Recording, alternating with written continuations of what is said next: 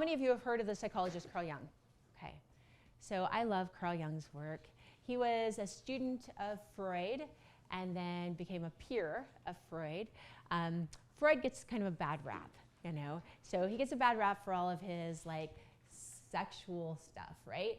And he, you know, like that stuff and the dream analysis and everything, there's a lot of criticism of it. And I even have my own criticisms of that.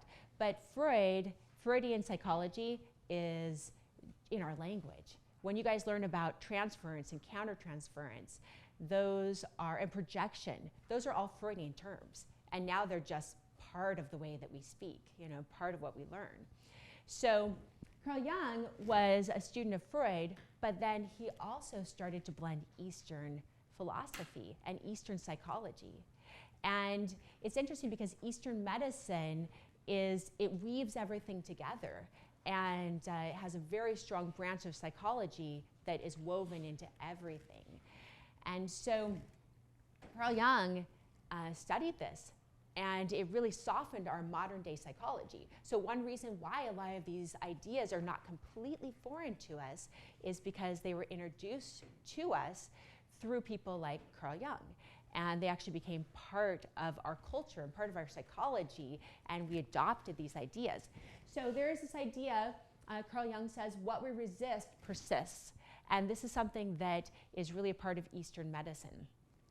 So there's this idea that whenever we fight against something, we'll get pushback. And that pushback oftentimes stops us from winning the war on drugs, you know, winning the war on whatever we have a war on, you know, because we'll get that pushback. And if we actually approach something with a softer energy, and if we actually have some acceptance of it, and then we work for change in that way, we are able to get oftentimes more effective change. So there's a story, and it comes from this book, 7 Taoist Masters. So my friend and one of my teachers, Eva Wang, translates a lot of Chinese texts, and she translated this story as a folk tale. So there's a lot of interesting stuff. So whenever we talk about folk tales, or we talk about myths, or we talk about ancient stories, there's going to be a lot that happens in those. Some of the things are very fantastical, right? And some feel like hyperbole, and mystical, magical things happen in them. And so that happens in this as well. But I encourage you, if you want to study Chinese medicine and Eastern medicine, also to start reading some of the folk tales and reading some of the novels from those cultures to help your brain move into that new place, that different way of thinking, and to kind of understand some of the cultural context around it. So this story, there's a story in it, and there's a few stories, quite a few stories. But one of the stories is of a man named Chu Chang Chun. And he was a Taoist master he was striving to be a Taoist master. And he wasn't really aware of it fully, but he had this addiction to food, so he was just obsessed with food all the time. And he was with the other Taoist masters, and they were out trying to meditate and trying to find enlightenment. So they're on this quest for enlightenment. And everywhere they go, Chu Chang Chun is obsessed with finding food. And it's common for monks and swamis, you know, for these religious people all over the world to go out, especially in Eastern cultures, to go out and to actually have the community give them food and for the community to support them. Like they're doing the spiritual work and the community supports them in that. And then the monks, and if you're in Thailand, the Wats, in China, the temples, they give back to the community in many, many ways. But the community definitely steps up, and there's a ritual of every morning walking, if you're a monk, walking, and people will come out and they will give you offerings, either food or money, and then the monks will do a mantra and give a blessing to that person, you know. And so Chu Chang Chun didn't just do that. He was like looking for food all the time. He was totally obsessed with it. And it was disrupting the other Taoist masters from being able to meditate, from being able to do awareness practices, from being able to make the progress that they wanted to. All the other monks were like, Taoist masters were really, really bugged by Chu Chang Chun. It was super distracting.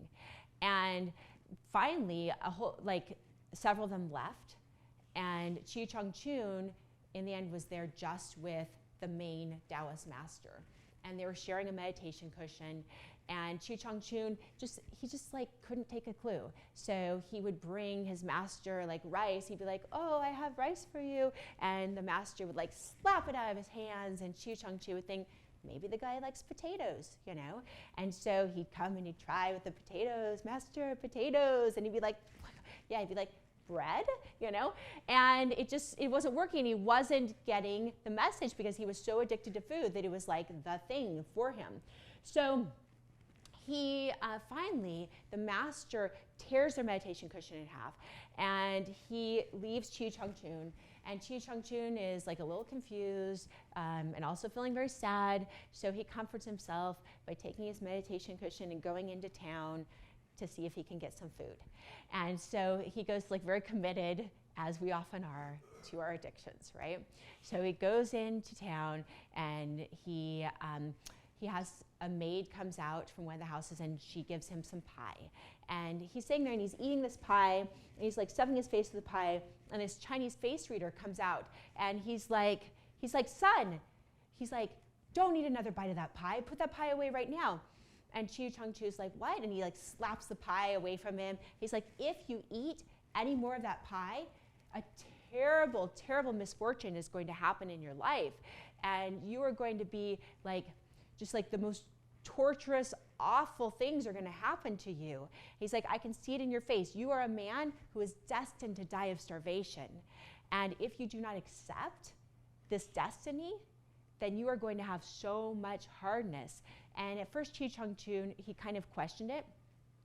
But then the Chinese face reader reminded him, he's like, "Do you remember the story? There's several stories about people whose destinies were to die of certain things."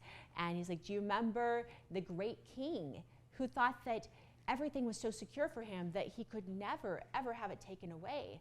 But a face reader told him that he was destined to die of starvation."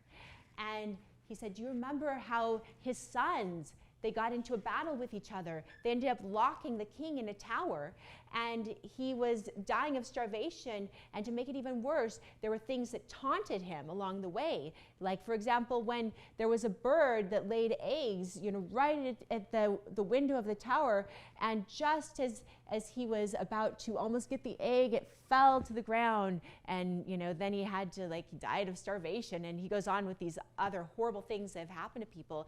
And Chu Chang Chun is like, "Okay, I get it. I'm going to accept this destiny." So, because he was a good Taoist, he just had this eating disorder, and this obsession. And so Chu Chang Chun, he sets out to die of starvation. So he climbs up the mountain, and he is away from all food. He sits by a tree. He's going to let himself just die of starvation. This is his destiny. He's committed to enlightenment. And he's sitting there, and he is emaciated. He gets very skeletal, and he is very close to death. But then suddenly a big rainstorm happens, and floods come, and he's washed down the mountain. And remember, this is a folk tale, so a bird comes and puts berries in his mouth, and there's an apple floating, and he's revived, and he's eaten, so he's not going to die of starvation. So he eats the apple, and he has to start all over again. And so he tries all these different ways to die of starvation, and it's not working. And so finally, he ends up finding this abandoned monastery, and he goes into the monastery, and he's able to get himself to the point of almost dying again. He's passed out on the floor of the monastery, and these bandits come in, and they see him lying there. And at first, they're like, "Let's kill him, let's kill him." And then one of them reminds the others, he's like, brothers, we can't kill a monk." He's like, "If we kill a monk, then we'll have really, really bad karma." And this is where the context helps, So we'll have really bad karma. He's like, "We are only bandits. We're only bandits because people stole from us, and it forced us into being bandits. And so our karma is pretty neutral right now, you guys. But if we kill this monk, we'll have horrible karma." He's like, "Instead, let's help revive this monk, and let's bring him back to life." And so they're brutally force-feeding Chu Chang Chun. He's like, "No, I want going to die of starvation, you know? And they're brutally like forcing food down his mouth and stuff. And he comes back, you know, to life. And at that point, he just had enough. He's angry. The face reader was wrong. He was totally wrong. And so Chu Chang Chun, he goes out into the wilderness and he begins to meditate, and he actually goes through these series of challenges, and he's able to see the nature of reality, and he's tested by these things that are like fantasy, and he's able to see what's real and what's not, and he is able to find enlightenment. And he doesn't know this, you know, he doesn't know, but in the tale, he finds enlightenment. And he has peace, and he no longer has this eating addiction. He just has like normalcy back in his life. And still, even in spite of that, he feels a little bit like he wants to go tell that Chinese face reader how wrong he was.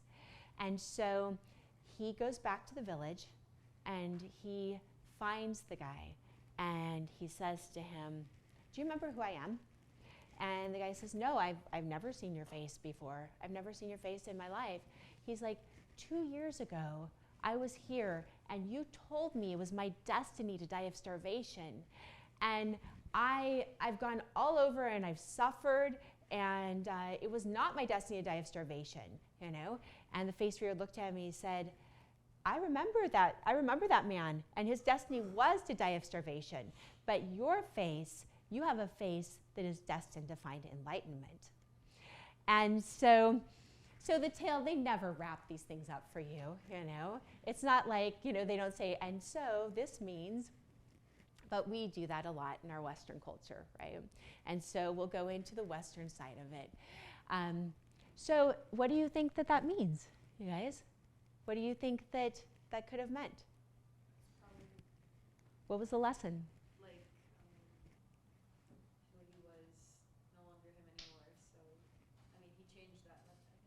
Right. And at what point do you think he changed? When the guy told him you're going to die of starvation, and he went through this whole journey, and then he came back a completely different person who was happy again.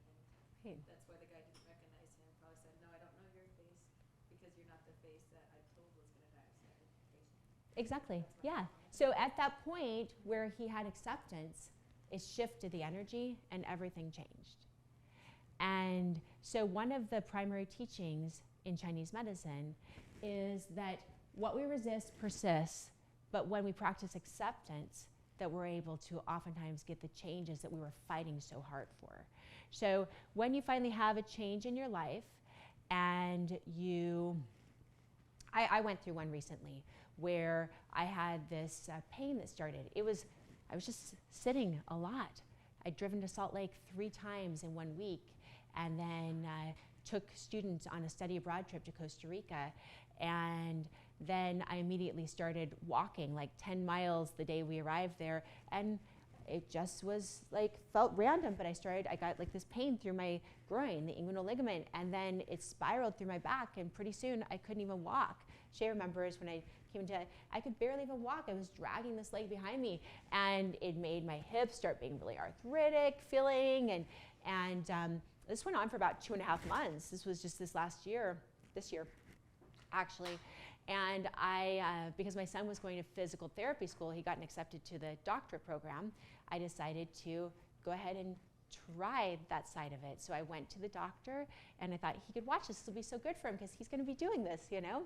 So I go to the doctor, and they can't figure it out, you know, these types of things. Oftentimes, I get an MRI, they thought maybe a stress fracture, maybe arthritis, maybe a herniated disc, maybe it's the psoas, maybe, you know, and so anyway, it just played out. And what I went to a physical therapist, and he had me do back bends like this 10 times every hour. I mean, it was like so little, you know, I was doing. And then after 3 weeks, I graduated to doing like modified Cobra 10 times, you know. I'm a yoga instructor, a Qigong instructor, but I was setting all that aside, and I'm like, I'll try this, you know, try this side of it. And so then in the end, none of that was working. So I let myself rest fully, you know, like a couple days of really fully resting. And then I started just moving in every direction. And also, like, that was a pretty good idea to, you know, relax your spine. But there were moments in that when you have pain where your mind tells you it's going to be forever and you start fighting against that, and when you just accept, like let your body fully rest and accept and move through it, you heal so much faster, you know? So, but if you were like trying to lose weight and you were obsessively thinking about it and it was really hard, there's a point where you start getting change where it becomes easy. You're in the flow. There's an acceptance part of it. Have you guys had anything like that where you've had a moment where like you're fighting against it? It could be a relationship. It could be a health problem. It could be studying here at school, you know, where there is some sort of like shift in your psychology so that you can relax into it and just freaking do your work, you know? Yeah. And it's a big change, huh? Okay. So this is one of the key principles in Chinese medicine. And thanks to Carl Jung and some others that brought us Eastern philosophy, we have a foundation in it. But even Judeo-Christian stuff, so especially like the Christian stuff, you know, I mean, that's Middle East, and there are also Christianity, there's a belief that Christ studied in the East, you know, and that he studied in either Egypt or India, or it might have been Japan. There's actually a town in Japan that says that Christ spent time there, you know, and they have a little plaque in a museum about it. It's interesting. So we have little bits of Eastern philosophy that have come into our system anyway, that go really far back. And then we have Eastern philosophy that came into our psychology in the early 1900s, you know. Rebecca, didn't Carl Jung do a lot of study and analysis and psychology mixed with Greek mythology? Mixed with what? Greek Yeah, he did that too. So, because the story you're just telling me is the exact same story of all of the different myths, the Greek mythology, of that circle coming back to right. where we started. Well, I'll tell you one more. So probably, Freud is well known. So Freud, remember, Carl Jung is a student of Freud, but then becomes a peer, right? And Freud, we've all heard of the Oedipus complex. So has everyone heard of Oedipus complex? Okay, so what is the Oedipus complex? Who's willing to tell me? Yes, Shemra, what is the Oedipus complex? He was a prince or something, and the fortune teller told him that he was going to marry his mother and kill his father. Right. And so he left the lands and went to another country to make sure that never happened. And then he didn't know what his mother looked like, and fell in love with his mother, not knowing it was her, and married her. Yeah. And killed his father without realizing it was his father. Yeah, exactly. So Oedipus complex, what did Freud, what was his theory using the Oedipus complex? That all young men, or at least many of them, secretly want to what? Marry their mothers. Yeah. Kill their fathers. They secretly want to marry their mothers, protect their mothers, and then kill their fathers. So that would be it's disturbing, or maybe that trigger point on your neck is.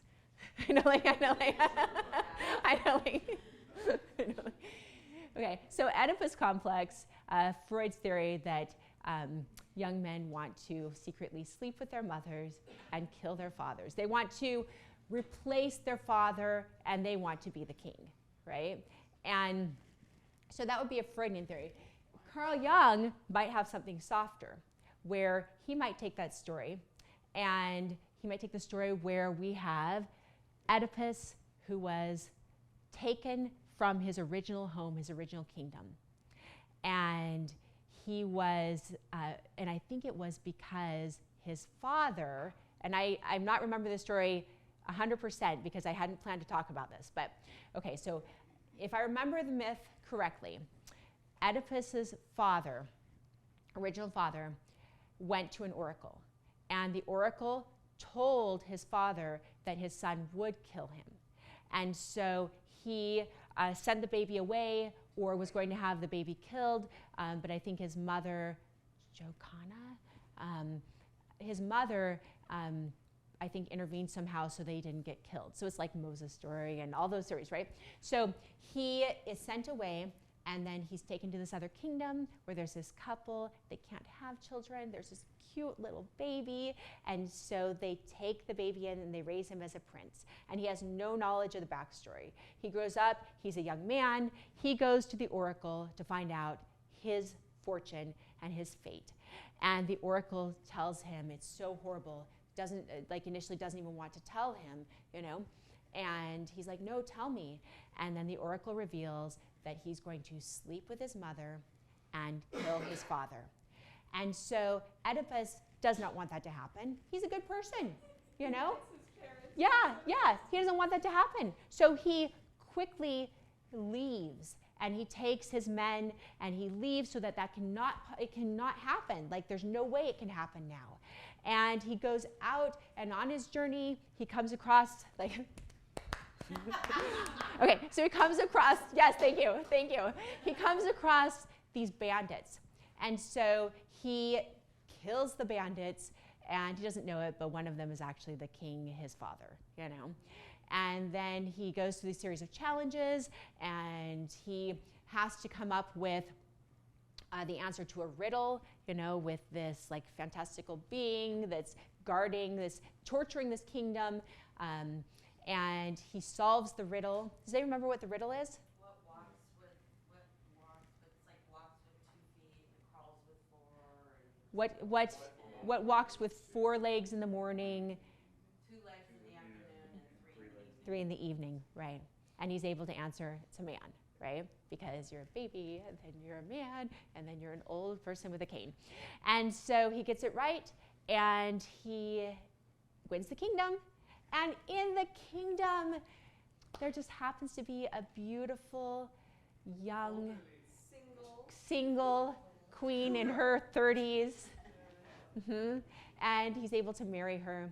And so anyway, so he ends up killing his father, sleeping with his mother through no fault of his own, arguably. This was not his inner desire. And so Freud's theory was that young men want to sleep with their mother, kill their father, they want to overtake the kingdom, and they have this secret desire.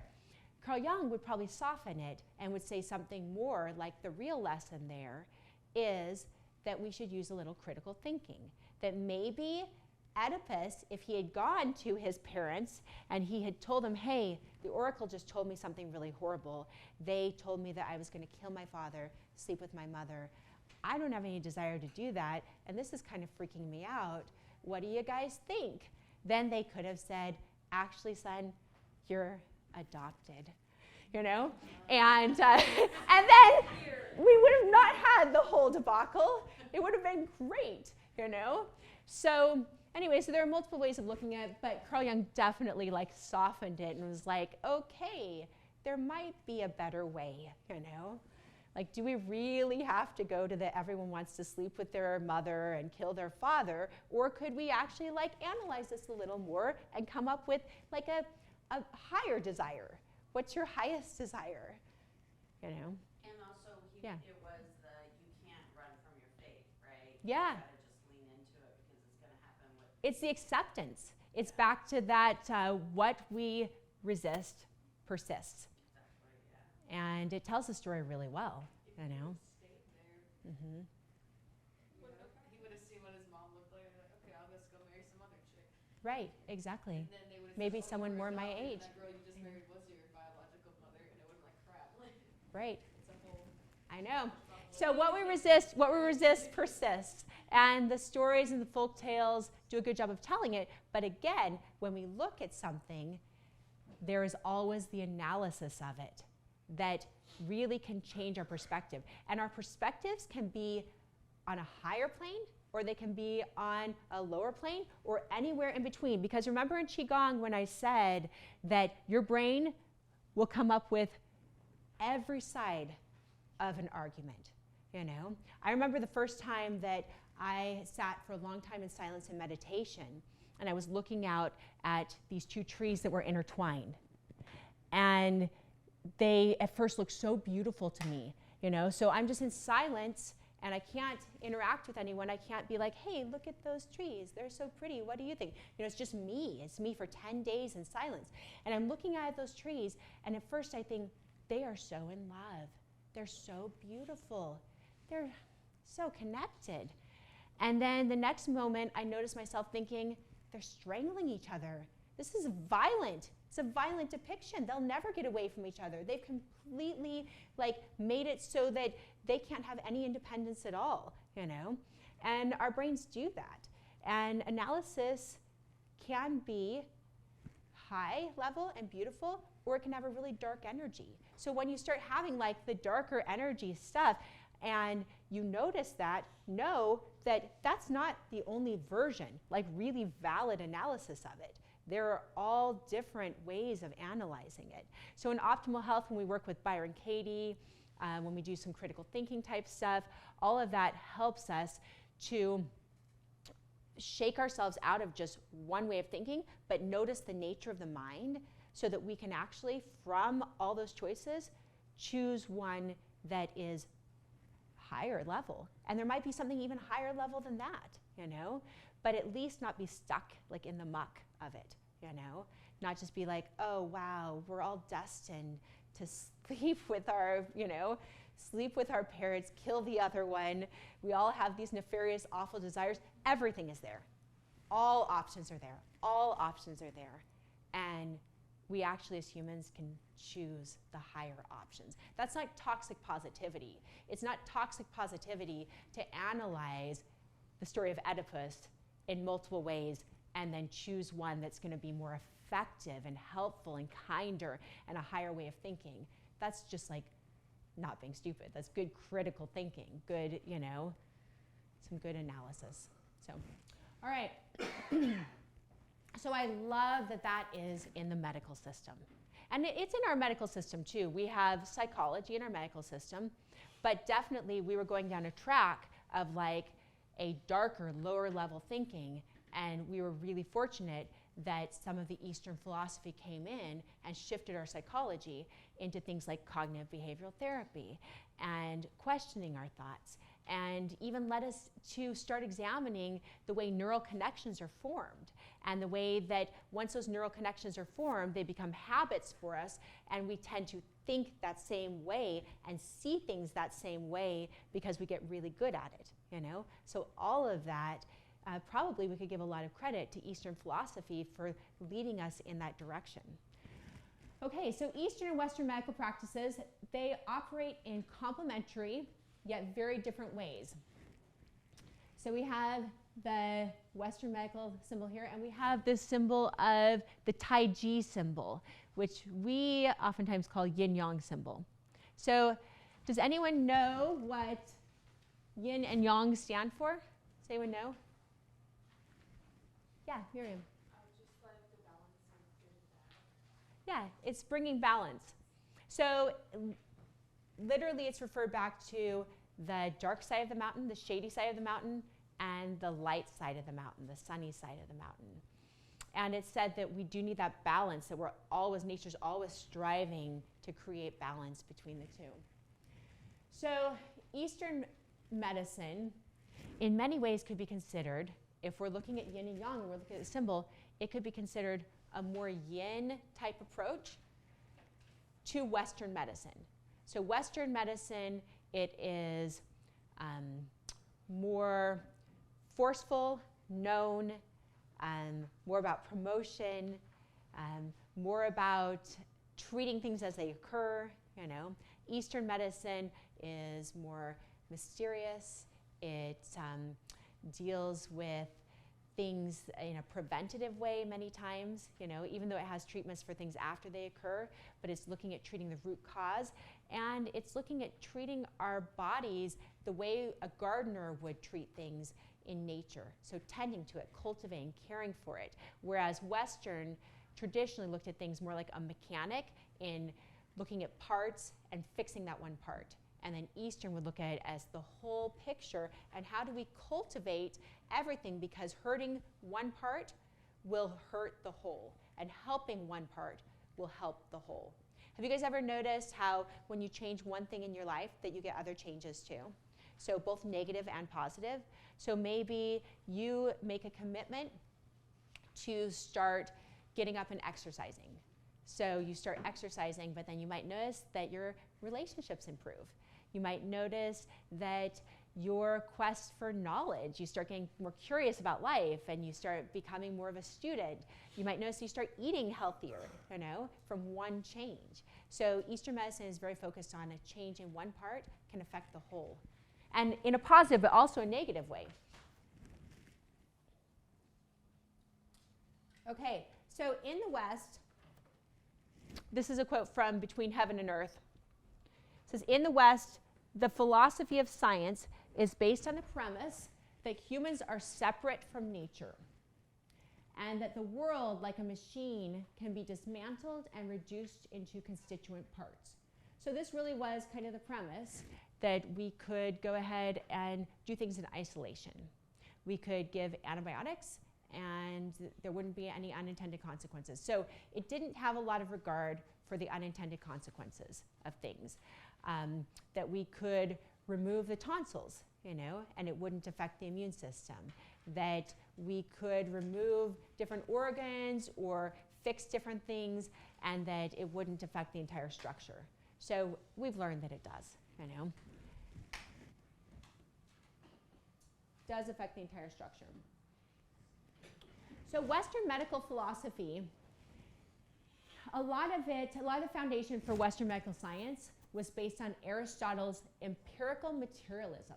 So this philosophy taught that reality only consisted of things that were tangible. So only things that we could verify. So it was reality if we could feel it, we could touch it, and we could verify the solidity of it. We could all see the colors. We could all agree.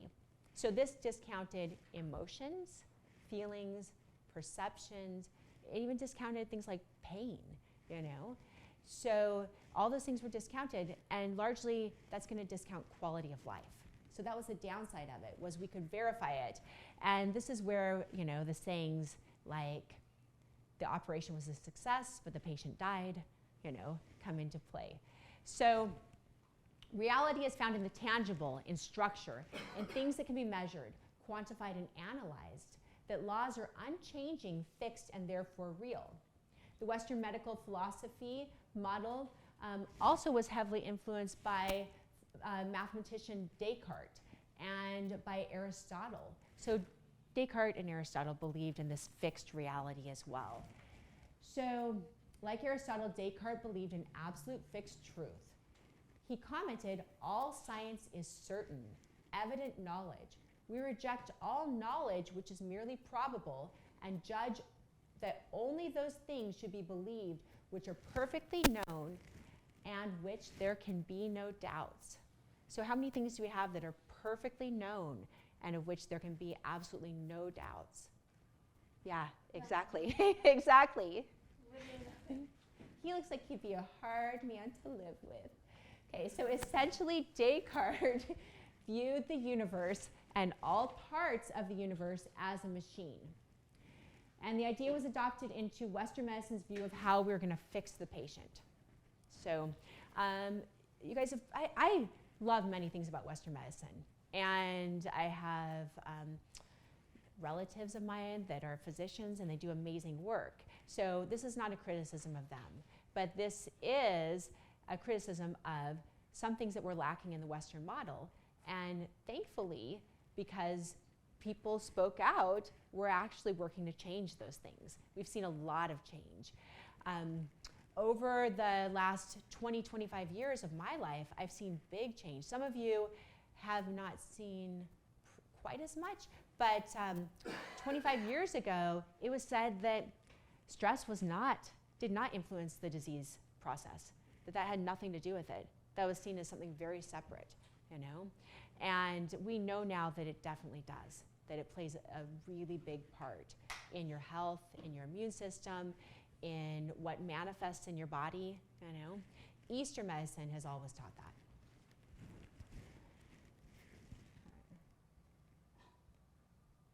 Okay, so the Western physician, and this is changing. So the Western physician would perform routine maintenance, but typically would step in only when there was a crisis and something needed to be fixed. So do those of you, has anyone experienced that with medicine? Yeah. Yeah, and thankfully it's starting to change. So that's good. But it is because of bringing in traditional, indigenous, Eastern, types of medicine and philosophies.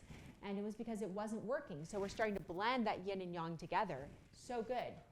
So the Western physician replaces non-working parts and puts the human machine back in order. In this model, the patient is reduced to structural parts of molecules to cells, cells to tissues, tissues to organs, and organs to organisms. So the doctor's mechanic would separate the parts from the whole in order and then dissect the organism in order to find the root cause.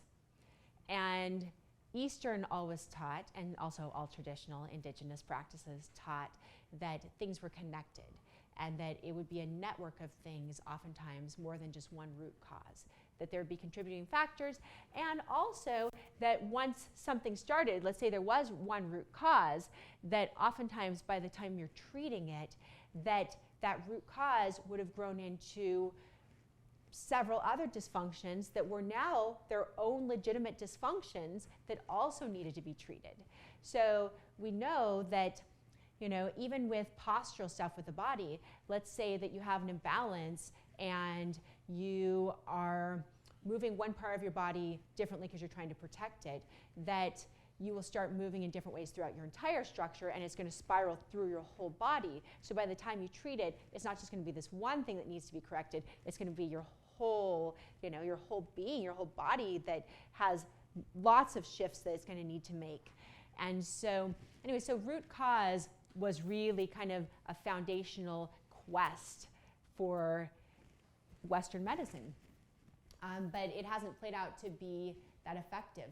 So disease and dysfunction are often treated in isolation without considering the way in which it affects the entire patient.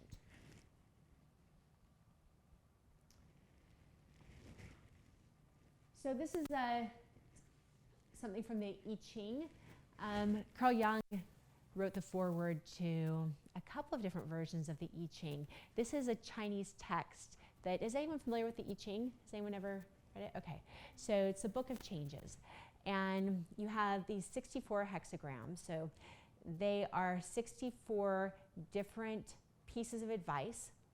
And the I Ching basically is this book that kind of maps out some common human things that might be going on with you. And there's this theory in Eastern philosophy that any given moment, that everything else is reflecting that given moment, that it's part of it. We're all part of this moment. And so if you were to take, like for example, if I were to take anything, like if I were to take these cups and I were to study cups and what they say about the present moment. So these could be tea leaves, they could be the I Ching coins, whatever. And I were to get very good at like analyzing what this all means, then I could have a study, you can just let it stay, a study of what this says about the present moment, because everything is saying something about the present moment. So the I Ching does this with coins.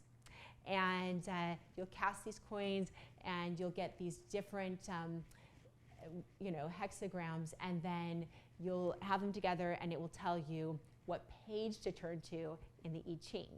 And you'll go and read it, like maybe you get number 63, and it will give you this piece of advice and this information about what's going on in the present moment right there with the question that you asked. And so, anyway, so it's a very interesting book. And to us, this looks just like fortune telling. But to the Chinese model, this isn't fortune telling. This is a reflection of the current moment. And if you go back to the story of Chu Chang Chun, any type of awareness or change or shift in you can change the outcome of this. And so it actually ends up being this very practical idea, But that's the premise of it. Does that make sense to everyone? And that's very different than like our idea of what fortune telling would be, with the way that that would work. So this is a quote from the I Ching. Everything observable by the senses is subject to change and therefore in motion. There are interlocking cycles of change. One cannot bid the winds and waves to cease, but one can learn to navigate treacherous currents by conducting ourselves in harmony with the prevailing processes of transformation. and thus weather the storms of life. So it's from the I Ching. These are all very good pieces of information and good pieces of advice for people when you read it. So just this is, what is this saying? What is this saying from the I Ching? It's kind of the same thing. Don't fight it. Yeah, it's all about acceptance still. It has to come in. Right. It can happen whether you like it or not. Exactly. And then the thing is with that, with accepting it, it's not that you necessarily sit there and do nothing. You're able to move forward in a way that just feels natural. And you're free to be able to respond in a more effective way. So Eckhart Tolle, how many of you know who Eckhart Tolle is? So he's a philosopher, and I really like him. And he wrote a book called The Power of Now, and a book called New Earth. And it's good. He does a great job of basically making Eastern philosophy very accessible. And he talks about how a lot of our reactions, that we think that they're necessary, but they're not.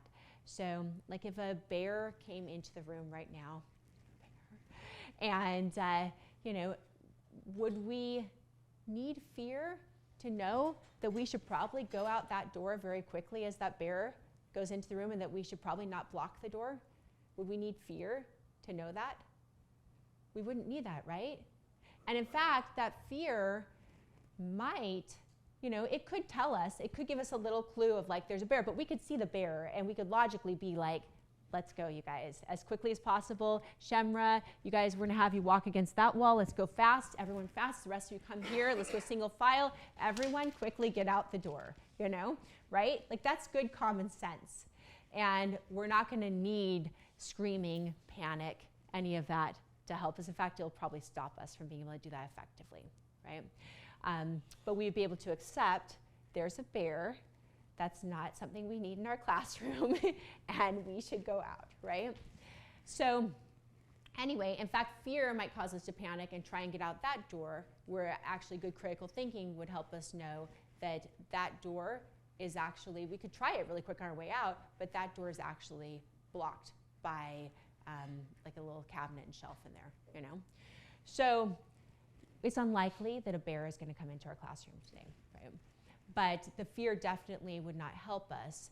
That would be all common sense, So we can, with this stuff, acceptance is so important. It helps you think clearly, and it helps you not be triggered.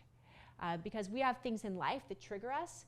Like most of what we deal with is not a bear coming into the classroom. It's not like a real threat. It's not a lion. It's not an animal. It's not someone really trying to kill us.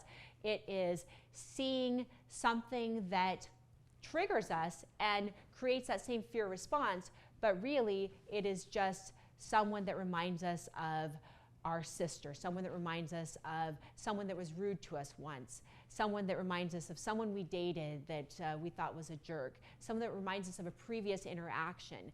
And in fact, most of the time it's not even the same situation, but we're so highly triggered by it that we react with fear instead of being able to be present, accept the moment, and we're almost not living in reality at all when we're in that state. That's not helpful to our health. It's not helpful to our psychology. It's also not helpful to being able to be effective in achieving and doing the things we want. So anyway, so these principles they're very, very helpful. Rebecca, Yeah. Yeah. I used to ride a motorcycle, and when I was first learning, was on a trip with my dad, and it was really, really, really windy, and it was so stressful that I was having to stop every half hour because my body was so stressed out, because when a gust of wind comes, it makes you feel like it's gonna push you right over. I mean, sometimes Right. it'll push you right to the edge of the lane. So I pull over, and I'm talking to my dad about that, and he says, you gotta just dance with it. Stop fighting. Dance with I love it. And then once I learned that, I no longer had to grip the handlebars, and I knew, oh, it's windy, so I know that I'm going to start dancing, and the motorcycle's I love going it. to move a little, and it's going to be okay. I just can't be fighting it all the time. Right. And the same thing riding a motorcycle when you're going around the turn, right? If you have a turn, and it's kind of scary, and you're like, I don't want to turn, and that's when you crash. If you Right. fight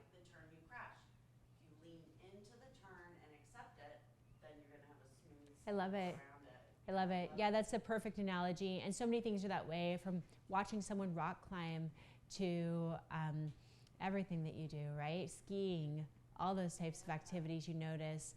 But even being a student is that way, relaxing into it. And if you were to, so we're not talking about, when we say relax into it, we're not talking about you let go of the handlebars and you do this and then just fall off your motorbike, right? That would be just stupid. Come on.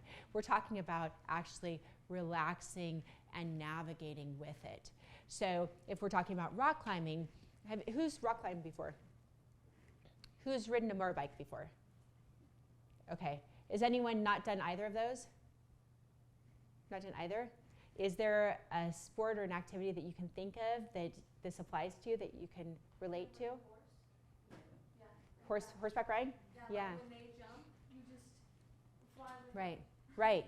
Yeah, but you don't just like, by relaxing, we don't mean that you just like give up and fall off, right? It's a relaxing where you are moving with it and you merge with it, you know?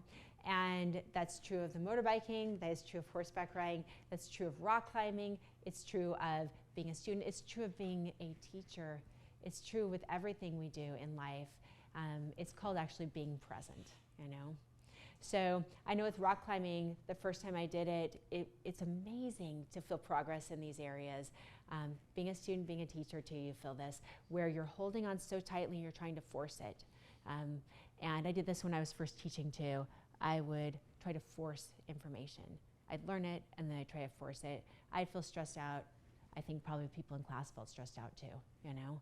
And I would, and it's just it's par for the course, you know, it's part of it. So when you're new at doing something, you understand this principle and you have to kind of relax through the part. You have to even relax through the part where you're feeling that resistance, you know, and just not be so hard on yourself. Relax into even that, right, wherever you're at. But I remember first time rock climbing, like holding onto that rock and being like, it was so hard to hold on to, right? And it was just so like, and my legs start shaking, everything starts getting really, really tight. And then they start like, you know, shaking and it feels like you're gonna just like not be able to hold on anymore. And then you start rock climbing and you're able to like realize that you can hold on to these things that you didn't even know previously could be handholds, and that you're secure, that you're like, you totally got this. Like it would be hard to fall off this, you know?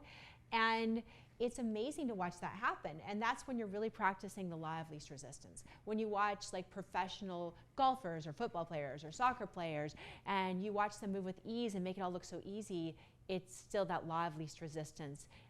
Conserving chi, it's also called. Getting into flow, it's also called, you know? And this is where we're able to move with life's forces instead of resisting them. And it looks so easy. It looks so easy, but it's a beautiful principle. Okay, so Eastern medical philosophy. So all life occurs within the circle of nature. So all life occurs in this, there's this representation of a circle. And the circle is, it's the circle of life. Now that we have the song from The Lion King, it sounds so familiar that it becomes cheesy, right? But it is, you know, this birth and death cycle for all of us. And then what's going on in the middle of it, you know? And it's, there's a lot of focus when I go studying in Watts or temples or things like that in contemplating what is going on in the middle of this. What are you doing in the middle of this cycle of birth and death? So nature is a matrix in which all things are connected. So for example, Tamarisk trees were introduced into a desert environment, and we've had that happen here. So they'll hold up the riverbanks, but they'll also suck up too much of the water. Have you guys seen that? We have tamarisks along our riverbanks. It was a bad idea to put them in the desert. So they're supposed to be in a very like humid, wet environment. And they do hold up riverbanks, but we don't want them sucking up all the water in a desert, you know? So another example is a mongoose that were introduced in Hawaii. They were introduced to control rats, but then they ended up creating problems with overpopulation and with killing other species. Yeah. The mongoose are daytime animals and the rats are nighttime animals, so Yeah. I really thought that was true. I know, right? I know, right? I know, like, uh-huh. Right. So, yeah, and then the human body, it survives in the same matrix as the rest of nature. So, for example, this is just saying, you know, we can't just like introduce stuff to fix a problem without looking at the unintended consequences. That we can't just go for a root problem, fix that one thing, and then think that we're not going to have any other consequences. This is true in everything we do, even in our interactions with each other. I noticed pretty early on when I got into romantic relationships, if I decided that I was going to, you know, the saying, pick your battles. So if I decided that if I was going to be upset about something, that then there would later probably be a backlash of where I had to kind of pay for my having been upset and complained about it, you know? And so I started just noticing that there is, for every action, you know, there's a consequence, and that's just that's the way it goes. So antibiotics were a big one for us, you know. That was a big surprise for us when we started seeing the consequences of overuse of antibiotics. And it used to be, I think doctors are more careful now with it, but it used to be that we give you an antibiotic just in case, even though it only treats bacterial stuff. It's probably viral, but just in case, let's throw it in. Do you remember those days? Yeah, yeah. And then they didn't know. Yeah. Well, and if people will come in wanting an antibiotic because they have Right. They're Right. convinced it'll fix it. Yeah, yeah, and it might have some placebo effect, but it's going to have the negative effect of, killing that and candida overgrowth, and killing that little battlefield of the good bacteria, so that the ones that are left can like propagate and take over. I don't know. There's a lot to it simplistically, but all right. So Western medicine has that history, and it's really good that it's changing. Yeah, they So still give antibiotics prophylactically Yeah. for surgical patients. My mom has C. diff, which is, I think, from an overuse of antibiotics, and they just don't even work on her anymore because she's used them so chronically.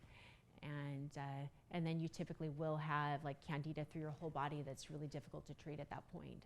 So it's been a really big, like that one's been a really big problem in our medical system. So in traditional Chinese medicine, human beings represent the junction or meeting place between heaven and earth, which is why this book is entitled Between Heaven and Earth. Again, I recommend reading it. It's amazing. Traditional Chinese medicine teaches that to harm a part is to harm the whole. To do good to one part is to do good to the whole. And we know that what's good for the mind is usually good for the body. What's good for the body will usually also be good for the mind, good for our relationships, good for our communities. You know, that this has a more far-reaching effect than that one aspect. And then traditional Chinese medicine draws heavily from the Huangnan Jing, this book right here, The Yellow Emperor's Classic. So if you really want to start to understand it, this is also a great book to look to. And it's believed to have been written during the Chinese Warring States period, so 475 to 221 BC. And in the early Han period, which is 206 BCE to 220 CE. So it covers a lot of time, and it's multiple emperors, but it's this discourse that was continued looking back at history and the way things played out from a medical standpoint. And medicine includes psychology as well. Is it fiction, or is it mythology, or is it historical? It's historical. Yeah, it's not the mythology they're looking at, it's the actual people and the effects of things on them. Yeah. Okay. So here's an interesting model. So in ancient times, the Eastern physician only received pay for services when the patient was healthy.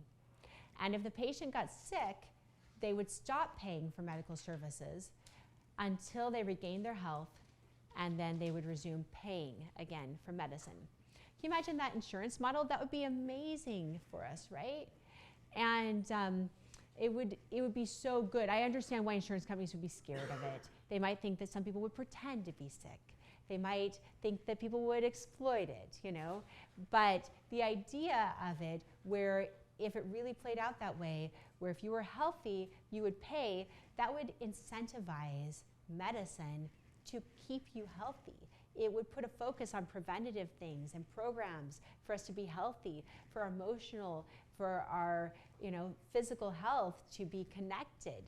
And then if you were sick, you wouldn't have to worry that you're going to have to completely either go on Medicaid, you know, in order to survive and ruin your life. You would be able to know that you would get care and you'd stop paying for medical stuff until you were healthy again. That'd be an amazing model, right? So, what? I do. I can send it too. Yeah. Yeah. So the role of the Eastern physician is to prevent illness and to nurture, monitor, and cultivate the life of the patient. So, and Eva, these are the 2 books that this comes from. So the references are coming from these. Yeah, but I can send you the specific ones. So the role of the Eastern physician is to prevent illness and to nurture, monitor, and cultivate the life of the patient. Qi and the movement of Qi are at the heart of traditional Chinese medicine. So in Ayurveda, the term prana is used for this energy. And in Thailand, we use the word sen. And also lom is another word that's used. But all these terms represent the idea of having a driving force that can either be stagnant or it can be free-flowing and moving through your body. So it's not just, like we use the word energy for feeling vitality. Sometimes we'll use the word energy for like a positive or a negative feeling we have with someone. But this is being used a little differently when we talk about qi, because it is the free flow of life force through your body, you know. And the physician in Chinese medicine is responsible for regulating qi, for helping you to regulate qi. What is Ayurveda? Ayurveda is India's system of medicine.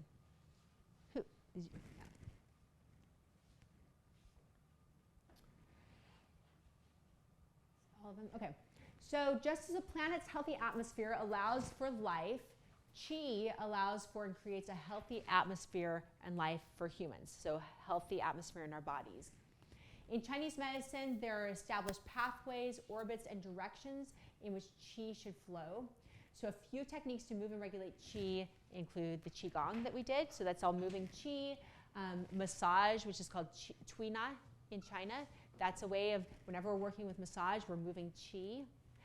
And acupuncture, acupressure, the cupping therapy that we're working with is another way of moving qi. It's all moving energy. We're always working with energy first. Moxibustion that you're going to learn is a way of moving energy and qi. Gua sha is a way of moving energy and moving that qi. And Tai Chi, which is kind of like Qigong, but it's a little more, the movements are a little stronger movements. That's also another way of regulating moving qi. So yoga would be as well. You know, meditation would be a way of moving qi. All those things. Does that make sense to everyone? Oh, there's meditation.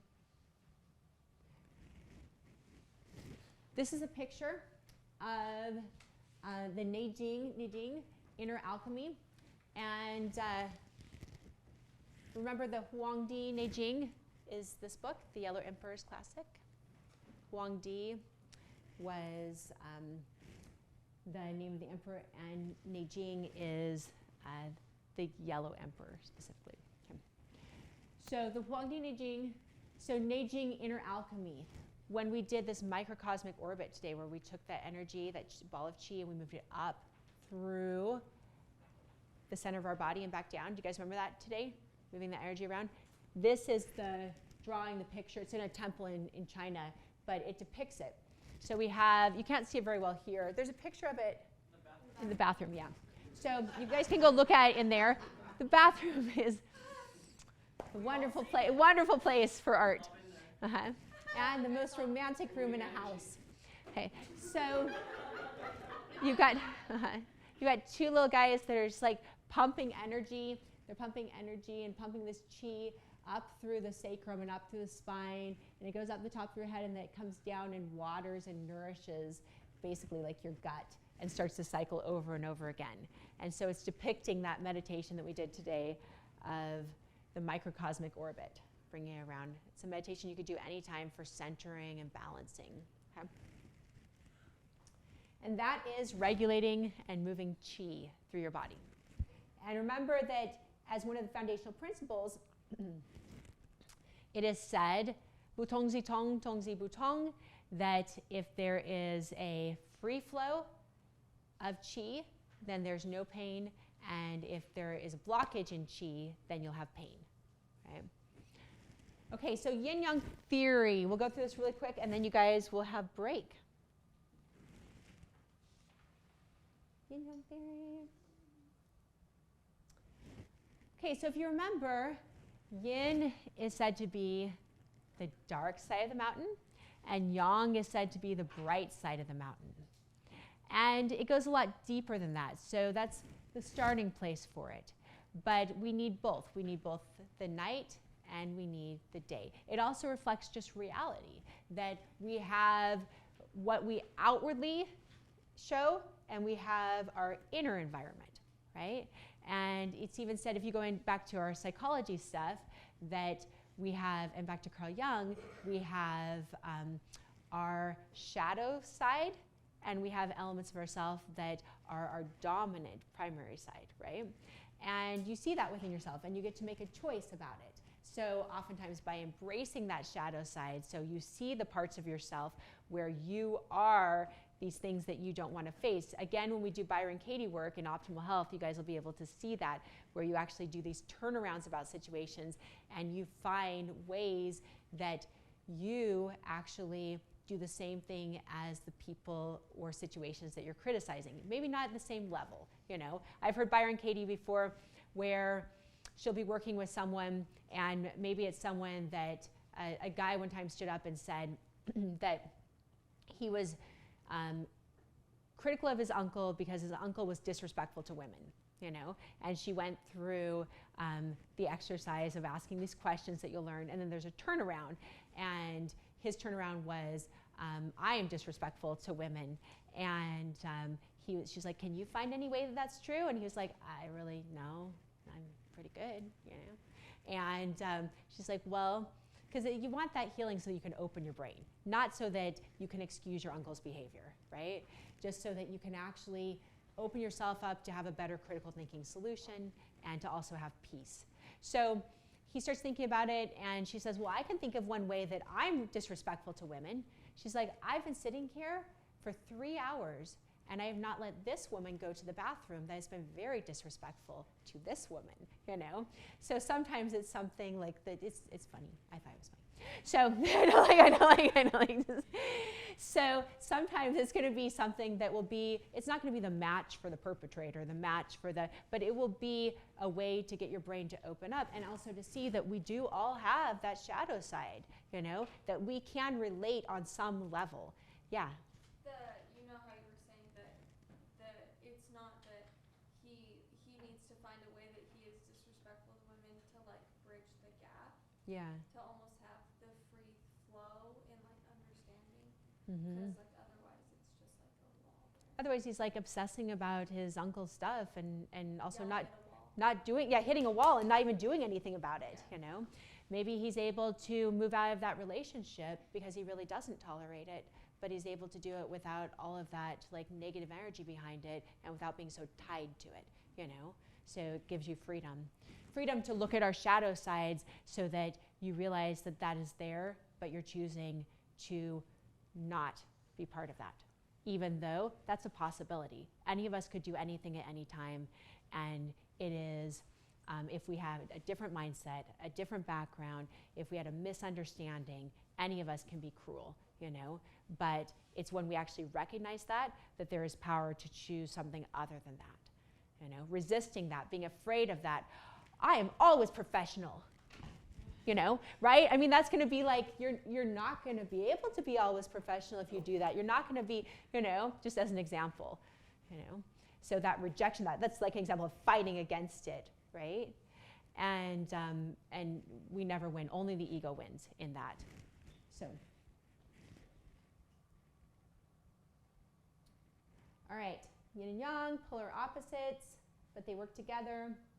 So here's 5 key principles for yin and yang. Yin and yang theory gets super deep, and there's so much to learn in studying yin and yang. You could spend a very long time just studying this Tai Chi. It's T-A-I-J-I, Tai Chi symbol of the yin and yang symbol that we see. So when we look at it, we see that all things have 2 facets, a yin aspect and a yang aspect. So I am a female, but a lot of things I do could be in the masculine realm, you know. The way I do some of my work is masculine. Some of my communication is more on the masculine side, but I'm still female. There's yin and yang in every single one of us, right? Any yin or yang aspect can be further divided into yin and yang again. So we could take something and we could say that, I'll be looking at it in just a little bit, but we could say that the moon is very yin, but stars are even more yin. But the dark night sky with the absence of stars is even more yin than that. And total darkness would be even more yin, you know? So they're all yin, but there can be more yin, more yin, more yin. And the stars in the sky would be a yang aspect of a very yin night, you know? Does that make sense to everyone? So yin and yang mutually create each other. So, for example, without yang, without the idea of yang, there'd be no yin. Without the idea of yin, there'd be no yang. We wouldn't have a basis for comparison. We wouldn't even know how to work with that if we didn't have that. In addition, when you see, you know, the little teardrop shapes, so at the tip of the teardrop shape, whenever anything starts getting too yang, a little bit of yin creeps in and that yin starts taking over. When anything starts getting too yin, a little bit that yang, you see it in the symbol. Can you guys picture the symbol? It creeps in and starts taking over. If you take too much testosterone, you have tons and tons of testosterone in your body, what happens?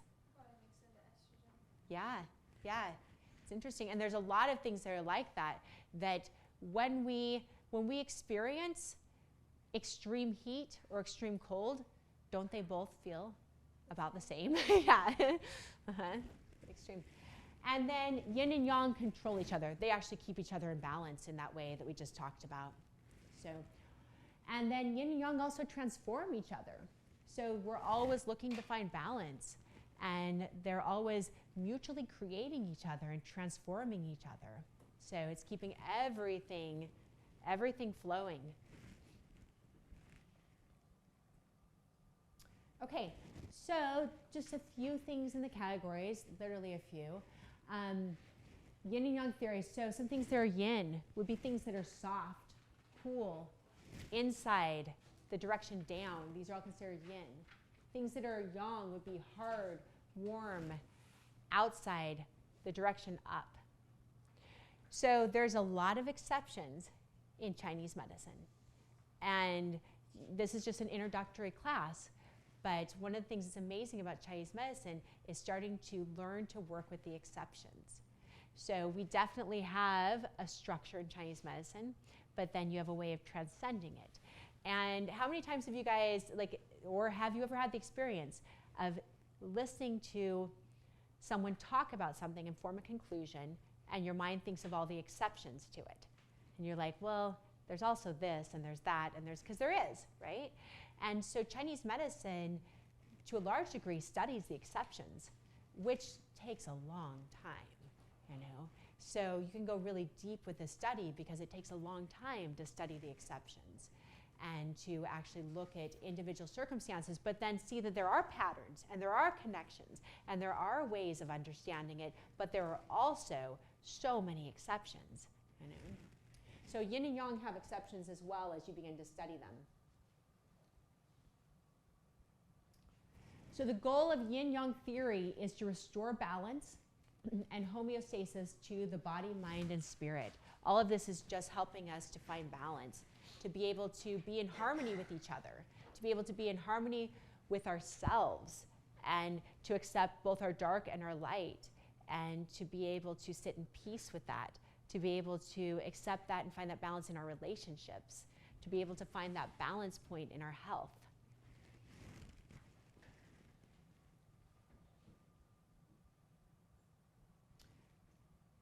So in Chinese medicine, we're going to be working with something called the principle of complementarity. And this is about finding that balance.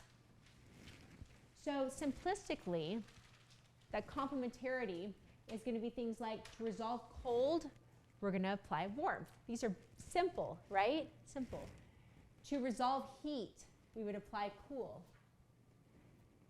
Stimulation of movement would help resolve stagnation. That we need to get that balance in there. Stillness and awareness help resolve excess. So a very busy mind, we need some time for meditation and focus and questioning our thoughts. Right? Moisture resolves dryness, and dryness resolves wetness. So these sound like, just like we all know this is common sense, right? But these start getting applied to the human body in very complex ways. And there's a whole system of patterns and connections, and taking this very common sense, foundational, simple stuff and working with it as a foundation of medicine to promote health. Now, originally in the West, when we went into Eastern cultures, they had a lot of incentive economically to move to a Western model because it was almost like a package deal of being part of trade, and part of democracy and republic, and so it ended up kind of being like put as this package. And then it was also very young approach, and with so much enthusiasm that our Western system didn't want to take the time to listen to a system that is poetic, that you have to use different terms for. They wanted it explained in a Western way. And this is its own system of medicine that is explained in its own way, and it takes time to learn it. So, Eva, what were you going to say? I wondered if you could speak to the idea when it says to resolve cold, apply warmth, to resolve heat, apply cool. So like if it's really warm outside, we want to have air conditioning, right? So we go in the air conditioning, but that actually makes us less tolerant to the heat than if we So when they say to resolve cold, so that's based on some assumptions, you know what I mean, on your part. And that's okay. And it's good you bring it up because, for example, in Chinese medicine, that's why we really need to get into it. So it's not going to be solved with one thing, but to answer it right now in the most succinct way I can, in Chinese medicine, they don't use ice and they don't drink cold drinks. So when we're talking about these things, we're not necessarily talking about your perception of what cold is and what heat is. And there's very specific ways that you apply this. So for example, when we do our herbal liniment class, they don't work with ice. So let's say that you have an injury and you have inflammation. They have cool that they apply in other ways. It's through liniments and balms. And the theory with ice is that if you apply the ice directly, that ice is going to quickly resolve it, like in that moment, but that over time it will be such a shock to the body that it will cause it to go into a chronic state, and that injury will have a hard time healing, and that it could even develop like arthritic things and things like that over time. So there's a very specific way that it's handled. So to have assumptions about how they would handle it, that it would be like, it's hot, go to air conditioning, there's actually mapped out ways to address each of these things, and it's not just now go figure it out yourself. It's we're going to give you an introduction to this and the start of the specific ways of looking at it, and then deeper knowledge actually takes study and time to learn it. It's not something that you intuit from the very beginning. Does that make sense? Yeah. Good. Okay, any other questions before we go on break? No? But interesting, right? Because I don't know, and then there's going to be the exception, because some things you will intuitively know. But this is why we study it, so that we can differentiate where's the exception and where is the rule.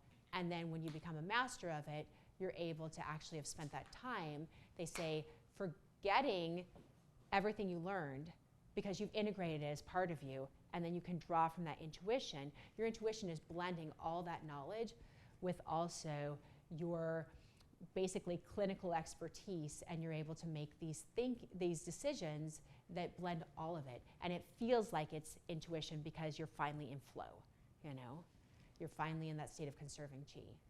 But it takes all of that, you know? All these things just left alone, the idea of just like cold and hot, just to be like, so why is it not good for us to, you know? And that's debatable whether it is or isn't too. To go from heat to cold, there are some theories that think that would be a nice contrast treatment for you.